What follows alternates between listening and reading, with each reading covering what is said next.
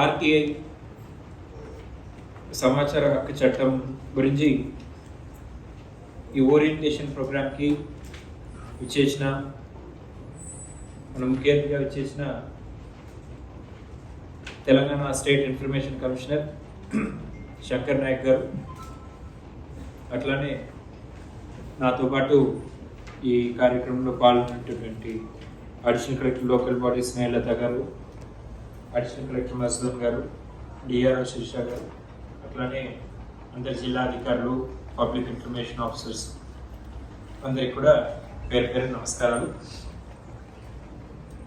ఇది ఒక మంచి కార్యక్రమం. మన శంకర్ నాయక్ గారు స్వయంగా ఒక ఇనిషియేటివ్ తీసుకొని జిల్లాలకు విజిట్ చేయడం, అక్కడ ఇప్పుడు మనం ఏమైనా ఆర్టీ అప్పీల్స్ ఉన్నా కూడా ఇక్కడ నుంచి ఆఫీసర్స్ ప్రతిసారి హైదరాబాద్ వెళ్ళాలంటే అది ఒక రోజంతా వాళ్ళకి టైం వేస్ట్ కాకుండా యాక్చువల్లీ ఆ పబ్లిక్ సర్వీసెస్ కూడా అఫెక్ట్ అవుతుందని గుర్తించి ఇక్కడే వచ్చి అప్పీల్స్ కార్యక్రమం చేయడం అండ్ ఫాలోడ్ బై ఇట్ ఈ అప్పీల్స్ ఇవన్నీ కూడా పోస్ట్ మార్టం ఎక్సర్సైజెస్. మనం అంటే కరెక్ట్గా రికార్డ్ మెయింటైన్ చేయకపోతే అప్పీల్లో కూడా రికార్డ్ లేదు, లేకపోతే సరిపడా రికార్డ్ అందించకపోవడం అట్లా అవుతుంది. సో ఇది అధికారులకు కానీ ఇన్ఫర్మేషన్ అడిగే వాళ్ళకి కానీ ఇది ఇబ్బంది కలుగుతుందని చెప్పేసి ఒక మంచి ఉద్దేశంతో ఓరియంటేషన్, ఆర్టీఐ చట్టం పైన ఓరియంటేషన్, ఇప్పుడు ఆయన రోజు అప్పీల్స్ క్లియర్ చేస్తూ ఉంటారు, ఎక్కడ ల్యాక్నే ఉన్నాయి ఏంటనేది ఆయనకి దృష్టిలో ఉంటుంది. సో అలాంటిది పాయింట్అవుట్ చేసి ఎట్లా అలాంటి ఇష్యూస్ ఎట్లా హ్యాండిల్ చేయాలి, అట్లానే అప్పీల్స్ అప్పుడు అలాంటి మనం ఒక బ్యాక్ ఫుట్లో లేకుండా మనం ఇన్ఫర్మేషన్ అందించే వాళ్ళంగా చేయాలంటే ఎట్లా ఇన్ఫర్మేషన్ ఆర్గనైజ్ చేసుకోవాలి, ఎట్లా రికార్డ్ మెయింటైన్ చేయాలి, అట్లానే ఇన్ఫర్మేషన్ డిస్క్లోజర్ కూడా ఎట్లా చేయాలనే దాని మీద ఈరోజు ఆయన అవగాహన కార్యక్రమం నిర్వహించడం అనేది చాలా ఆనందనీయం. సో దీని మీద మనకు first of all we have been telling time and again, అంటే రికార్డ్స్ పకడ్బందీగా మెయింటైన్ చేయడం అనేది it is most important for an officer. లెక్కలో ఎవరు ఇన్ఫర్మేషన్ అడుగుతున్నారు ఇవేమి పక్కన పెడితే కూడా మన మంచికి రికార్డు కరెక్ట్గా ఉండాలి. అంటే మనం ఏ పని చేసినా పేపర్లో పెన్ పెట్టి చేస్తాం అంతే కదా, ఏదో ఇన్ఫార్మల్గా చేయడం అట్లా ఉండదు. సో మనం సరైన పని చేసేటప్పుడు ఆ రికార్డు సరిగా మెయింటైన్ చేస్తే తర్వాత ఏమైనా అలిగేషన్స్ వచ్చినా కూడా అది డిఫెండ్ చేసుకోవడానికి ఉంటుంది. చాలా సందర్భాలు చూసి ఉన్నాం.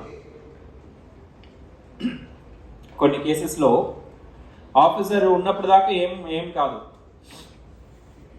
ఆఫీసర్ ట్రాన్స్ఫర్ అయిపోయినాక అది ఒక 4-5 సంవత్సరాల తర్వాత రిటైర్డ్ అయినాక కూడా ఏదైనా ఒక అలిగేషన్ వస్తే కింద స్థాయిలో ఉన్న వాళ్ళు ఏం చేసేస్తారో ఆ ఆఫీసర్ మీద పెట్టేస్తారు. ఆయన ఉన్నప్పుడు చేశారు, ఫైలే లేదు, చేసిపోయారు అంటారు. ఇప్పుడు ఫైల్ 5-6 సంవత్సరాల తర్వాత మనకి ఏమైనా గుర్తుంటుందా? మనం రోజు పెద్ద పెద్ద డెసిషన్స్ తీసుకుని ఉంటాం ఎవరు ఆ స్థాయిలో. అట్లాంటిది ఆ ఫైల్ ఉంటే మనం కూడా తెప్పించుకొని చదవచ్చు, ఏం యాక్షన్ ఎట్లా తీసుకున్నాం ఏంటి అనేది మనం ఇన్ ఎనీ కోర్ట్ ఆఫ్ లో డిఫెండ్ చేయడానికి ఉంటుంది. 100 కోట్లు మనకు ప్రభుత్వ ఫండ్స్ వస్తూ ఉంటాయి ఎవరి డిపార్ట్మెంట్కి. ఇప్పుడు వెల్ఫేర్ బడ్జెట్స్, డెవలప్మెంట్ బడ్జెట్స్ వస్తూ ఉంటాయి. ఈ రికార్డ్స్ లేనిచో మనం బ్యాక్ ఫుట్లో పోతాం. అప్పుడు ఏమవుతుంది, ఒక కేసులో ఒక ఏసీబీ రైడ్ అయింది,